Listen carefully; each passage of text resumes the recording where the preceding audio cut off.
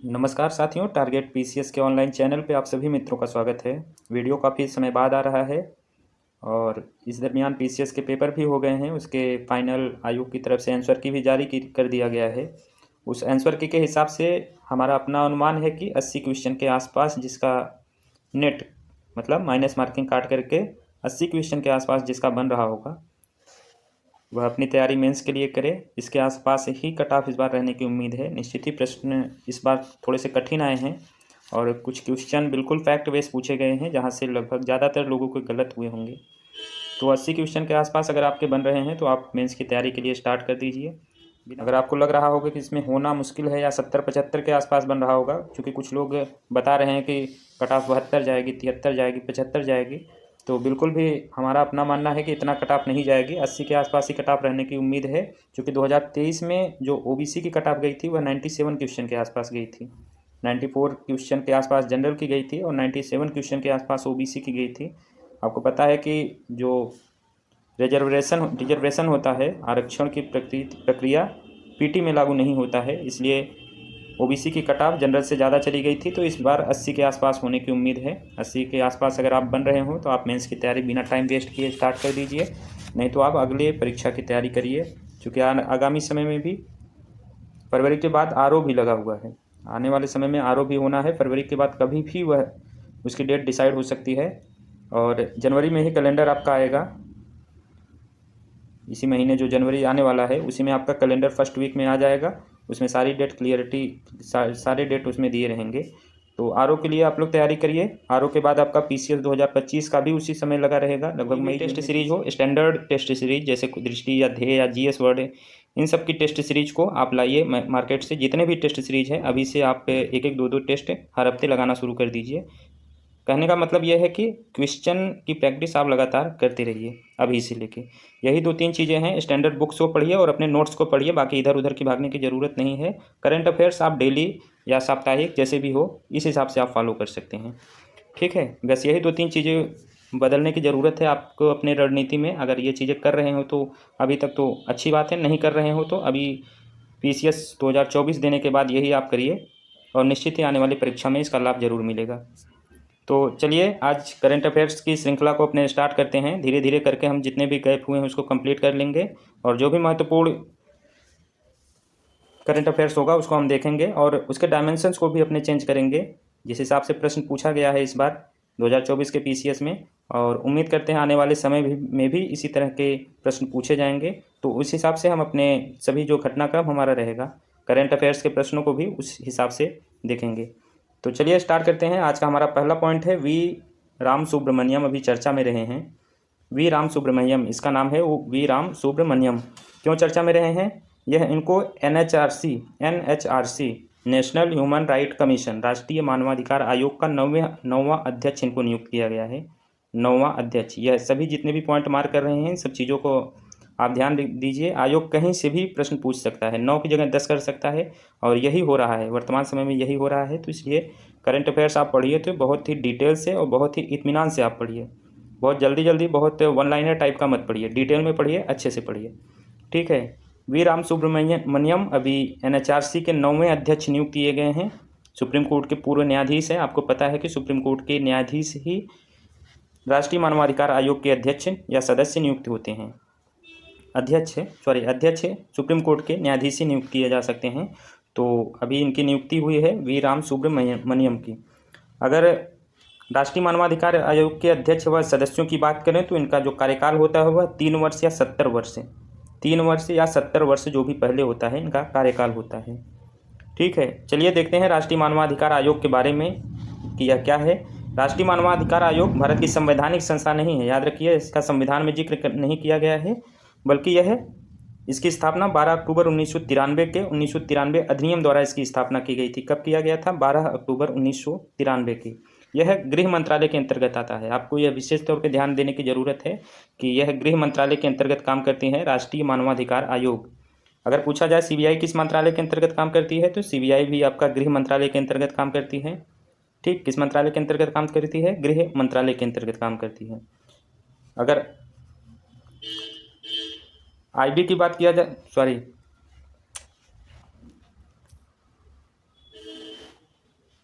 और अगर ईडी की बात किया जाए, ईडी किस मंत्रालय के अंतर्गत काम करती है, तो ईडी आपका करती है यह फाइनेंस मिनिस्टर मतलब वित्त मंत्रालय के अंतर्गत काम करती है ईडी। सीबीआई गृह मंत्रालय के अंतर्गत। राष्ट्रीय मानवाधिकार आयोग किस मंत्रालय के अंतर्गत काम करता है, तो याद रखिए गृह मंत्रालय के अंतर्गत काम करता है। इसकी स्थापना 1993 में हुई थी, 12 अक्टूबर 1993 में 1993 अधिनियम के द्वारा इसकी स्थापना होती है। इसके अध्यक्ष और सदस्य होते हैं। इसके अध्यक्ष और सदस्यों की नियुक्ति कौन करता है, राष्ट्रपति कौन करता है, राष्ट्रपति करता है एक चयन समिति की सिफारिश पर। यह सारे ही पॉइंट बहुत महत्वपूर्ण हैं, क्योंकि इस बार भी जब पेपर पूछा गया था PCS 2024 में, तो उसमें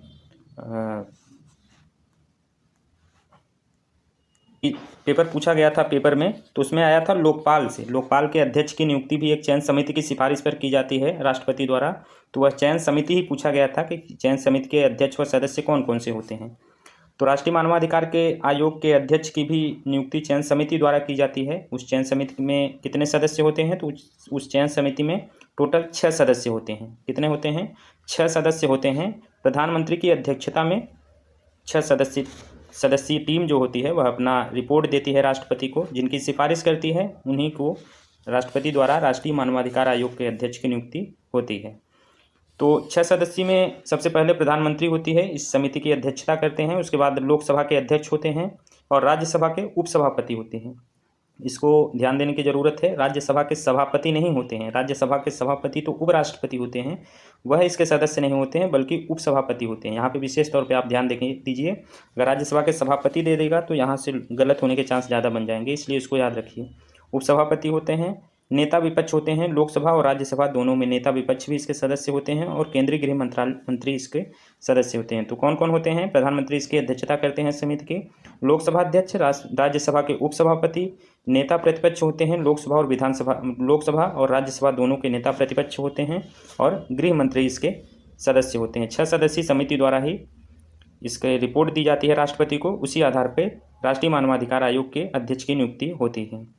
अगर सबसे पहले अध्यक्ष की बात करें, राष्ट्रीय मानवाधिकार आयोग के सबसे पहले अध्यक्ष की, चूँकि अब जो प्रश्न बन रहे हैं क्रोनोलॉजी बेस में बन रहे हैं, तो पहले दूसरे तीसरे इस तरह के प्रश्न बन रहे हैं, तो सभी पॉइंट को ध्यान से देखिए और डिटेल में थोड़ा पढ़ने की कोशिश करिए। पहले अध्यक्ष कौन थे, जस्टिस रंगनाथ मिश्रा इसके पहले अध्यक्ष बने हैं 1993 में। दूसरे अध्यक्ष कौन थे, जस्टिस MN वेंकटचलैया इसके दूसरे अध्यक्ष है और जस्टिस JS वर्मा इसके तीसरे अध्यक्ष है। टॉप 3 अध्यक्ष की बात किया जाए तो रंगनाथ मिश्रा, जस्टिस वेंकटचलैया और जस्टिस JS वर्मा इसके पहले, दूसरे और तीसरे अध्यक्ष रहे हैं। तो फिलहाल अभी के लिए आप लोग याद रखिए कि V राम सुब्रमण्यम इसके अध्यक्ष बने हैं। ठीक है, चलते हैं अपने अगले पॉइंट की तरफ। अगला हमारा पॉइंट है मसाली गांव। मसाली एक जगह का नाम है, यह गांव का नाम है, गुजरात का गांव है। यह अभी चर्चा में रहा है। क्यों चर्चा में रहा है, भारत का पहला सीमावर्ती सौर गाँव बना है। क्या नाम है, मसाली गाँव बना है। भारत का पहला सीमावर्ती सौर गांव। आपको पता होगा कि सौर ऊर्जा को बढ़ाने के मकसद से ही प्रधानमंत्री मोदी द्वारा 15 फरवरी 2024 को PM सूर्यघर मुफ्त बिजली योजना शुरू की गई है। कब शुरू की गई है, 15 फरवरी 2024 को प्रधानमंत्री सूर्यघर मुफ्त बिजली योजना। फिलहाल मसाली गांव को आप याद रखिए, भारत का पहला सीमावर्ती सौर गाँव है जो कि गुजरात में स्थित है। अगली हमारी महत्वपूर्ण पॉइंट है नेटवर्क रेडिनेंस इंडेक्स अभी जारी किया गया है। क्या नाम है, नेटवर्क रेडिनेंस इंडेक्स NRI 2024 भी जारी किया गया है। किसके द्वारा जारी किया गया जाता है, पोर्टुलेंस इंस्टीट्यूट द्वारा यह प्रकाशित किया जाता है। रिपोर्ट किसके द्वारा, पोर्टुलेंस इंस्टीट्यूट द्वारा प्रकाशित किया जाता है। इस इंडेक्स में भारत का रैंक इस बार 49th रैंक है, 49वां स्थान भारत का है और 2023 में 60वां रैंक भारत का था। 60 रैंक भारत का 2023 में था और 11 अंकों का सुधार हुआ है इस बार, पिछली बार के रिपोर्ट से इस बार में।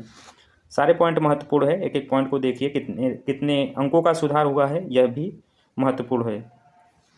इस रिपोर्ट में किस चीज़ का मूल्यांकन किया जाता है, इसको अगर देखते हैं तो प्रौद्योगिकी उपयोग मतलब टेक्नोलॉजी का उपयोग, शासन में नागरिक भागीदारी और प्रभाव पर इसका मूल्यांकन करता है यह रिपोर्ट। मतलब शासन में नागरिकों की भागीदारी और टेक्नोलॉजी का उपयोग को मेजरमेंट किया जाता है इस रिपोर्ट द्वारा। रिपोर्ट का नाम क्या है, नेटवर्क रेडिनेंस इंडेक्स 2024। अगली हमारी महत्वपूर्ण पॉइंट है, एक बहुत ही महत्वपूर्ण घटना है। पूर्व प्रधानमंत्री स्वर्गीय मनमोहन सिंह का अभी निधन हो गया है। आपको पता है कि इनका भारतीय अर्थव्यवस्था या भारतीय राजनीति में बहुत बड़ा योगदान है। 92 वर्ष की आयु में इनका निधन हुआ है, दिल्ली एम्स में निधन हुआ है। इनके सभी इनके जीवन के बारे में लगभग आप अखबारों में या विभिन्न स्रोतों के माध्यम से आप लोग जान गए होंगे, या नहीं जाने होंगे तो बिल्कुल जानिए आप। जो हमारे परीक्षा के दृष्टिकोण से महत्वपूर्ण है, इनके राजनीतिक सफ़र के बारे में हम लोग देखते हैं। सबसे पहले इनके राजनीतिक सफ़र को हम लोग देखते हैं। 1991 में पहली बार ये राज्यसभा के सदस्य बने थे। पहली बार राज्यसभा के सदस्य बने थे। कहाँ से बने थे? असम में। दरअसल इनको वित्त मंत्री 1991 में बनाया गया। पीएम नरसिम्हा राव के सरकार में इनको वित्त मंत्री बनाया गया था। और ऐसा कहा जाता है कि इनको पता ही नहीं था कि हमें वित्त मंत्री बनना है। इनके पास एक कॉल गया और उसमें बताया गया कि आपको वित्त मंत्रालय का जिम्मेदारी दिया जा रहा है। और इनके पास आपको पता है कि किसी भी मंत्री बनने के लिए या तो आपको राज्यसभा या लोकसभा की सदस्यता होना अनिवार्य है। और इनको वित्त मंत्री का कार्यभार सौंप दिया गया, लेकिन इनके पास किसी भी सदन की सदस्यता नहीं थी। तो पहली बार इनको असम से राज्यसभा का सदस्यता दिलाया गया 1991 में। और 91 से 96 तक यह वित्त मंत्री के रूप में कार्यभार इन्होंने किया था, नरसिम्हा राव की सरकार में ही। पहली बार इन्होंने 2004 में प्रधानमंत्री का पद इन्होंने संभाला था 2004 में। 2004 से 14 तक 10 वर्षों तक लगातार इन्होंने प्रधानमंत्री बना है। देश के 14वें और 15वें प्रधानमंत्री, यह सभी पॉइंट महत्वपूर्ण है। 14वें और 15वें प्रधानमंत्री के रूप में 2004 से 14 तक इन्होंने कार्य किया है। 1985 में योजना आयोग के उपाध्यक्ष के रूप में भी इन्होंने कार्य किया है। और 82 से 85 तक रिजर्व बैंक के गवर्नर के रूप में भी इन्होंने काम किया है। चूँकि यह एक एक कुशल अर्थशास्त्री रहे हैं, तो आरबीआई के गवर्नर के रूप में भी 82 से 85 के तक इन्होंने काम किया है। 1990 में प्रधानमंत्री के आर्थिक सलाहकार के रूप में भी इन्होंने काम किया है। यह सभी जो डेट है, यह सभी नियुक्तियां क्रम से नहीं है बल्कि आगे पीछे हैं, आप लोग इसको देख लीजिएगा। और एक उनको महत्वपूर्ण पुरस्कार दिया गया है 1987 में, पद्म विभूषण से इन्हें सम्मानित किया गया था, तो यह भी याद रखिए। और भी इनको बहुत सारे पुरस्कार या सम्मान दिए गए हैं, आने वाले समय में सरकार अनाउंस करेगी इनके नाम से, तो हम आगे आने वाले वीडियो में उसको देखेंगे। फिलहाल अभी इनकी डेथ हो गई है दिल्ली एम्स में, और सरकार ने 7 दिनों का राजकीय शोक घोषित किया है। ठीक है, याद रखिएगा प्रधानमंत्री मनमोहन सिंह के बारे में। अगली हमारी महत्वपूर्ण खबर है। अभी 26 दिसंबर बीता है। 26 दिसंबर को वीर बाल दिवस के रूप में मनाया जाता है। पहली बार 2022 से इसे मनाने की घोषणा किया गया था, वीर बाल दिवस। ठीक है, इस अवसर पर राष्ट्रपति ने 17 बच्चों को प्रधानमंत्री राष्ट्रीय बाल पुरस्कार के रूप में सम्मानित किया है। कितने बच्चों को? 17 बच्चों को। 26 दिसंबर को मनाया जाता है वीर बाल दिवस। बाल्ड ईगल, यह एक पक्षी है। पक्षी का नाम क्या है? Bald eagle. क्यों चर्चा में रहा है? लगभग 250 साल बाद अमेरिका ने इसे अपना राष्ट्रीय पक्षी पहली बार चुना है। इस पक्षी को, बाल्ड ईगल को, याद रखिए, बाल्ड ईगल, अमेरिका ने अपना राष्ट्रीय पक्षी चुना है इसको। लगभग 250 साल बाद पहली बार अमेरिका ने किसी पक्षी को अपना राष्ट्रीय पक्षी चुना है। अभी दिल्ली की आम आदमी पार्टी सरकार द्वारा एक योजना घोषित किया गया है। इस योजना का नाम क्या है? डॉक्टर अंबेडकर सम्मान छात्रवृत्ति योजना। क्या नाम है? डॉक्टर अंबेडकर सम्मान छात्रवृत्ति योजना इस योजना का नाम है। और दिल्ली की आम आदमी पार्टी द्वारा इसको शुरू किया गया है। इसके तहत क्या होगा कि जो विदेशी अंतर्राष्ट्रीय विश्वविद्यालय हैं, जो विदेशों में अंतर्राष्ट्रीय विश्वविद्यालयों में प्रवेश पाने हेतु यह योजना शुरू किया गया है। दलित छात्रों के लिए इसमें विशेष रूप से यह योजना शुरू किया गया है। आपको पता है कि अभी गृह मंत्री द्वारा डॉक्टर अंबेडकर के ऊपर कुछ संसद में कुछ विवादित टिप्पणी की गई है, जिसके विरोध में सभी विपक्ष लगभग एकजुट हो गए थे। तो अब अंबेडकर के नाम से ही यह छात्रवृत्ति योजना शुरू किया गया है दलितों के लिए। कहीं ना कहीं लगभग इसमें भी एक राजनीतिक लाभ लेने की कोशिश की जा रही है। लगभग सभी पार्टियां, कोई भी योजना शुरू किया जाता है तो उसका कहीं ना कहीं एक राजनीतिक लाभ लेने की कोशिश करती हैं। तो उसी के तहत आम आदमी पार्टी द्वारा भी डॉक्टर अंबेडकर सम्मान छात्रवृत्ति योजना शुरू की गई है। अगले पॉइंट को अपने देखते हैं। माया सेंड्रू अभी चर्चा में रहे हैं, इनका नाम जरूर याद रखिए। आप लोग इस बार भी पेपर में देखे होंगे कि जो विदेशी नियुक्तियां होती हैं, राष्ट्रपति या प्रधानमंत्री या किसी भी संस्थान के जो अध्यक्ष या की नियुक्ति होती है, वह बहुत महत्वपूर्ण होती हैं। इस बार भी क्रोनोलॉजी बेस में प्रश्न पूछा गया था। तो माया सेंड्रू को आप ध्यान रखिए, यह मोल्डोवा के राष्ट्रपति अभी नियुक्त किया गया है। इनको नाम क्या है? माया सेंड्रू। कहाँ के राष्ट्रपति? मोल्डोवा के। मोल्डोवा के बारे में बात करें तो यह यूरोप महाद्वीप का एक देश है। मोल्डोवा कहाँ का है? किस महाद्वीप में है? यूरोप महाद्वीप में स्थित एक देश है। एक लैंडलॉक कंट्री है, स्थलरुद्ध देश है यह। मतलब इसकी जो सीमा है किसी सागर या महासागर से नहीं लगती है, बल्कि इसके चारों तरफ देश बसे हुए हैं। और इसकी राजधानी की बात करें तो चिसिनाउ इसकी राजधानी है। राजधानी जरूर याद रखिए, चिसिनाउ। कहाँ का? मोल्डोवा की राजधानी चिसिनाउ है। तो ठीक है दोस्तों, आज के लिए इतना ही। फिलहाल फिर एक बार कहना चाहते हैं कि अपने पढ़ने के तरीक़ों को थोड़ा सा चेंज करिए, कॉन्सेप्ट को समझिए, ठीक है। स्टैंडर्ड बुक्स को पढ़िए, क्वेश्चन की प्रैक्टिस लगातार करिए, और करंट अफेयर्स के लिए विशेष तौर पर किसी एक मैगजीन के ऊपर डिपेंडेंट ना रहिए, बल्कि डेली वाइज आप करंट अफेयर्स को पढ़िए और न्यूज़पेपर को भी पढ़ने की कोशिश करिए, ठीक है। इन्हीं सब बातों को आप लोग ध्यान करिए। बाकी मिलते हैं अगले वीडियो में, तब तक के लिए बहुत बहुत धन्यवाद।